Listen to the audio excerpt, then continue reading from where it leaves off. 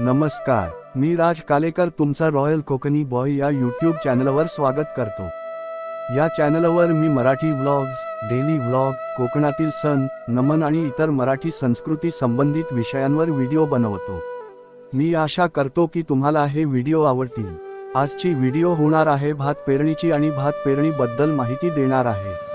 Video शेवटपर्यंत बघा। चॅनलला नवीन असाल तर सबस्क्राइब करायला विसरू नका। चला तर मग व्हिडिओला सुरुवात करूया। माझ्यासोबत या जेव्हा मी स्वतःला सुंदर कोकणातील भात लागवडीच्या कलेत पारंगत करण्याचं आव्हान देतो। भात लागवड ही कोकणातील शेती आणि संस्कृतीचा एक अत्यंत महत्त्वाचा भाग आहे। शतकानुशतके स्थानिक समुदायांनी भाताला मुख्य अन्न म्हणून मान दिला आहे आणि त्यांनी भात कसा साकारतो हे पाहणं खूपच रोचक आहे। पारंपरिक शेती पद्धतींपासून ते त्यांच्या दैनंदिन जीवनातील भाताच्या महत्त्वापर्यंत इथे खूप काही जाणून घेण्यासारखं आहे। कोकणात शेती करणे सोपं नाही। हवामानातील अनिश्चित बदल हे एक मोठं आव्हान आहे।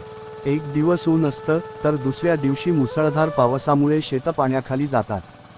कीटक आणि रोग ही सुद्धा पिकांसाठी मोठी अडचण आहे। शेतकऱ्यांना सतत सावध राहावं लागतं।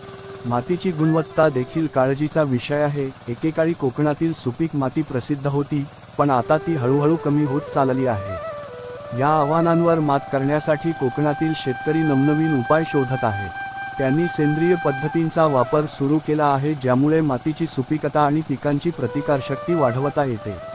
पीक फेरपालट, नैसर्गिक कीटकनाशकांचा वापर यासारख्या पद्धती त्यांनी अंगीकारल्या आहेत। शेतकरी एकमेकांना मदत करून आणि ज्ञान वाटून शेती अधिक शाश्वत करण्याचा प्रयत्न करत आहेत, हे पाहून खूप आनंद होतो। या सगळ्या अडचणी असूनही भात लागवड ही एक जपलेली परंपरा आहे। या प्रक्रियेची सुरुवात होते जमीन तयार करण्यापासून। नांगरट आणि समतलीकरण करून लागवडीसाठी योग्य जमीन बनवली जाते। त्यानंतर निवड केली जाते योग्य बियाण्यांची, जी पिकाच्या गुणवत्तेसाठी अत्यंत महत्त्वाची आहे। बियाणे भिजवून आणि तयार करून लागवड केली जाते।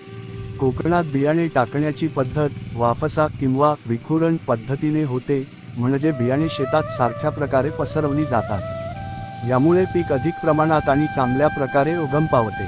लागवडीनंतर शेतात पाणी सोडले जाते जेणेकरून बियाण्यांचे अंकुरण नीट होईल। ही प्रक्रिया मेहनतीची आहे, पण संयम आणि समर्पण यांची गरज असते। माझी भेट एका अशा शेतकऱ्याशी झाली ज्याने पारंपरिक पद्धती आणि सेंद्रिय खते वापरून आपलं उत्पादन वाढवलं। त्याच्या यशकथेने अनेकांना प्रेरणा दिली आहे। त्याचा महत्त्वाचा सल्ला म्हणजे मातीला योग्य पोषण द्या आणि कीटकप्रतिरोधक बियाण्यांची निवड करा। भात लागवड ही केवळ बियाणे पेरण्याची प्रक्रिया नाही, ती एक परंपरा आहे जी पिढ्यानपिढ्या चालत आलेली आहे। जर आपण शाश्वत पद्धतींचा अवलंब केला तर ही परंपरा भविष्यातही टिकून राहील।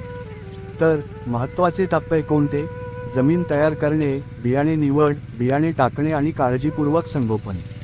तुमचाही भात लागवडीचा काही अनुभव असेल तर तो खाली कॉमेंटमध्ये जरूर शेअर करा।